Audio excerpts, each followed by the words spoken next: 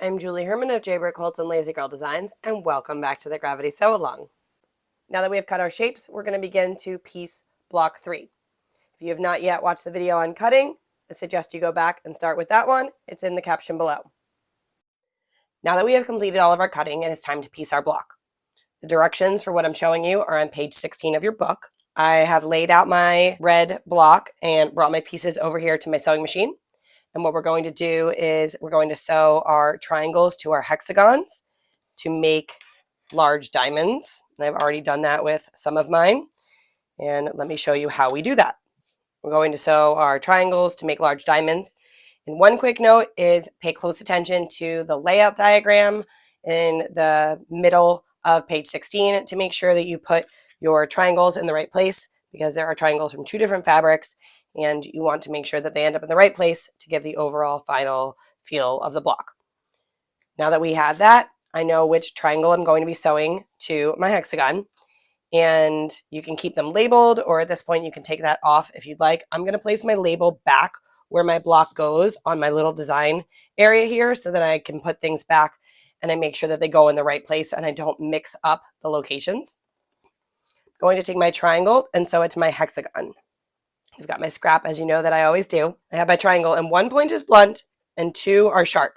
Sometimes it is helpful to blunt those other points, similar to what we have been doing with our diamonds, and sometimes it's actually helpful to leave them. But for now, we're going to take our 1 blunt corner and we're going to use that to do our alignment up here.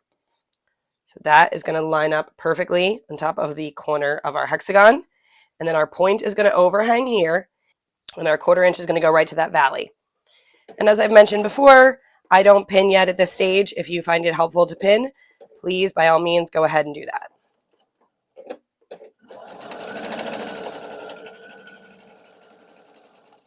And so I'm going to take the next one that is right next to it and do the same thing. So again, take my triangle and I'm going to arrange it down here and fold it so that it lines up here. And if you saw, I just rotated this.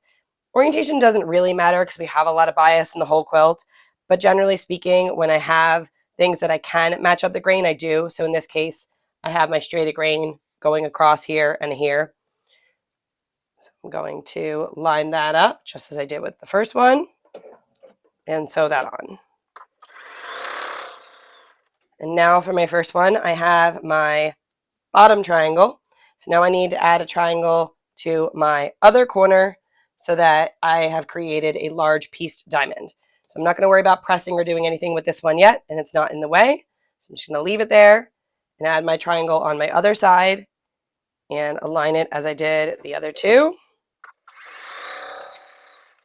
And I'll do that one more time. And when you're doing the whole block, you will do this 4 times. I'm going to show you with 2, and then I have the other 2 done. I'll show you what they look like. So this is the result. And just as I have with the other blocks, I like to go ahead and finger press this open and then head on over to the iron and press, not iron, press these seams open nice and flat. And then once I have pressed them open nice and flat, this is what it'll look like. So those seams are nicely pressed open. So now I have my bottom 2 diamonds already pieced and pressed, and it is time to sew them together into a row, and then I will sew my 2 rows together. So these triangles are going to help me later when I'm aligning my 2 rows. So we're just going to leave those. Now I don't have them here for alignment, so you could cut the sharp points off and blunt them, and I will show you in a moment what that looks like. Or you can do what we did with month 1, which is we're going to use the fabric in our seam allowance as our guide for where to align them. This seam here will line up with this fabric in our seam allowance. And I'm going to do what I often do, which is a little bit of thread pinning just to make sure I'm in the right location. So I'd rather take out just a few threads in the middle than the length of the whole seam. Let's go back onto our scrap. And let's see how this looks.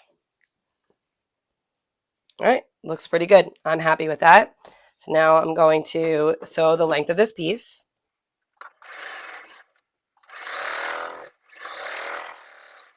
I'm going to quickly press these and then show you how we can trim these points if you find that helpful for aligning the two pieces in the row. So I just pressed these, and I want to show you that just as we did in month 1, where we cut points off of our diamonds, we can treat this pieced diamond as a diamond, and we can cut this point and this point off if you find that that's helpful for aligning these to sew into a row. So let me show you what that looks like. I'm going to simply take this piece and arrange it underneath my Super Sidekick ruler the same way we did with the diamond in month 1, and have it along the line here, and then I can cut my triangle off, and then again I can repeat that for this one, so I'll have those 2 alignment points.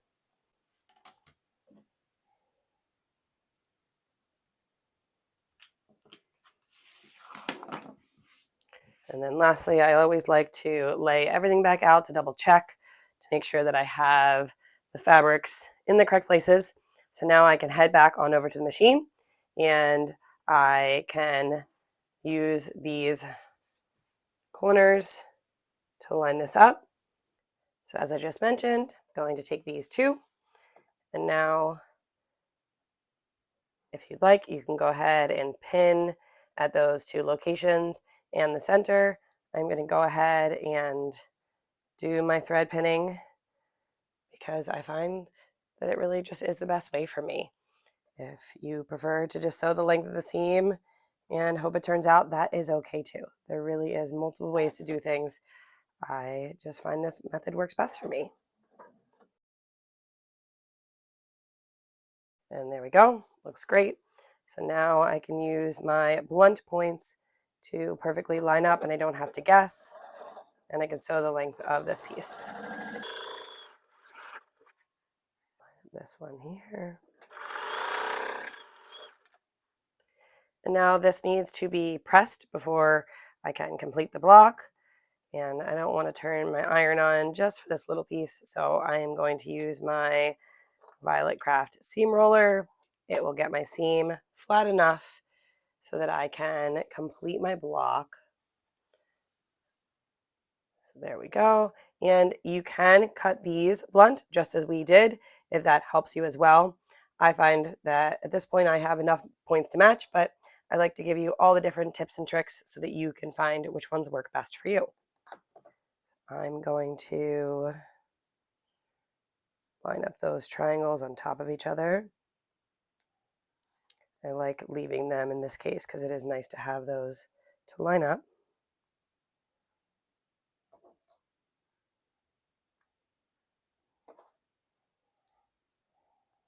And then here I have the triangle from the one side, but I don't from this one because we had cut that off. My triangle from my one side is going to kind of pop up, and I'm going to be able to line up the edge of it with my seam allowance here. Make sure it stays nice and flat on the back side. And just as I have mentioned many times, you could just sew the entire length of the seam or do the thread pinning, whatever you find at this point that is best for you.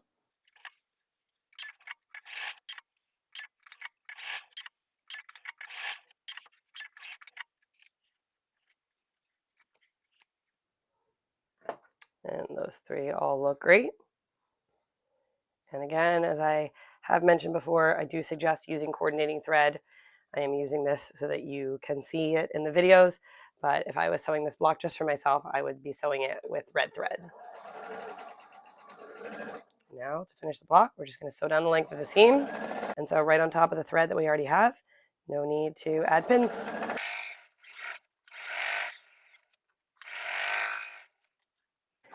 So now I will just repeat these steps with my blue pieces to complete my second block for month 3. And I'll be back here soon to see you in month 4. Thanks for watching. If this video was helpful for you, be sure to like it, leave a comment below, and subscribe to the channel. Show us your progress on your gravity blocks in our Facebook group. We'd love to see how you're coming along with your quilt. The link to the Facebook group is below. I'll be back here in the next video to show you how to do your cutting for block 4.